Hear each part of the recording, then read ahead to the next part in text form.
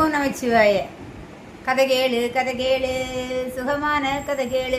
இன்றைக்கி என்ன கதை கேட்க போகிறோம்? நம்ம ஏற்கனவே இந்த கதையை ஒரு வாட்டி சொல்லியிருக்கோம்னு நினைக்கிறேன். அதை நிறைய பேர் பார்த்துருக்க மாட்டீங்க.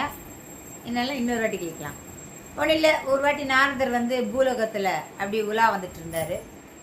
உலா வந்துட்டு இருக்கும்போது ஒரு வேதம் படிக்கிறவர் பார்த்தாரு. அவர் நாரதரை பார்த்து வணங்கி, நீங்கள் எங்கே போயிட்டுருக்கீங்க அப்படின்னா, நான் மகாவிஷ்ணுவை பார்க்க போயிட்டுருக்கேன் அப்படின்னு சொன்னார்.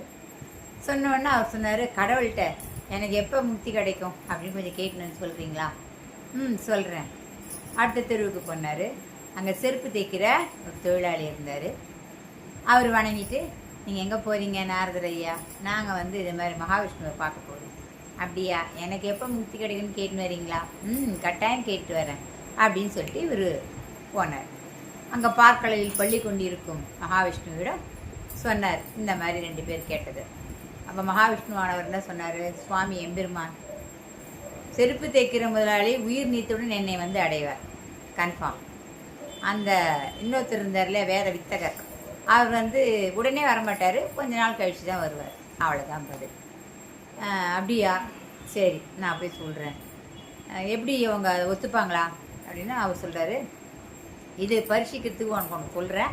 என்னென்னா, என்ன பண்ணிகிட்டு இருந்தார் மகாவிஷ்ணு அப்படின்னு கேட்பாங்க. நீ சொல்லு, ஒரு ஊசியில் யானையை கோத்துட்டு இருந்தேன் அப்படின்னு சொல்லு. ஊசி காதில் இல்லையா, அதில் யானை. சரி சொல்கிறேன். வந்தார், பூலோகத்துக்கு வந்தார். அந்த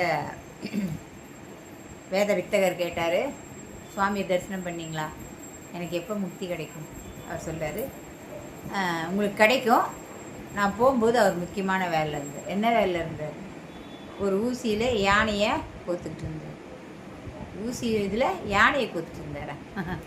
நடக்கிற காரியமா என்ன நீங்கள் தமாஷ் பண்ணுறீங்க அப்படின்னு சொன்னார். யார் சொன்னது?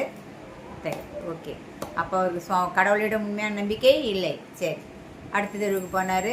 நம்ம செருப்பு தெருக்கிற முதலாளி தொழிலாளி இருந்தார். அவர்கிட்ட சொன்னார், அவர் என்ன பண்ணியிருந்தார் சுவாமி? நான் போகும்போது அவர் மகாவிஷ்ணு ஊசி நிலையில் யானையை அழைச்சிட்டு இருந்தார். உடனே அவர் அவர் சொல்கிறார், அப்படியா, அதை நடிச்சிட்டு இருந்தாரா? நீங்கள் பார்த்தீங்களா? நீ அதை நம்புறியா? நம்புகிறேன். டெய்லி இந்த ஆலமரத்துக்கு கீழே தான் படுக்கிறேன். இந்த ஆலமரத்துலேருந்து விதை காய் பழம் விழுது, அதில் விதை இருக்குது. அந்த பழத்துக்குள்ளே எவ்வளோ விதை இருக்குது?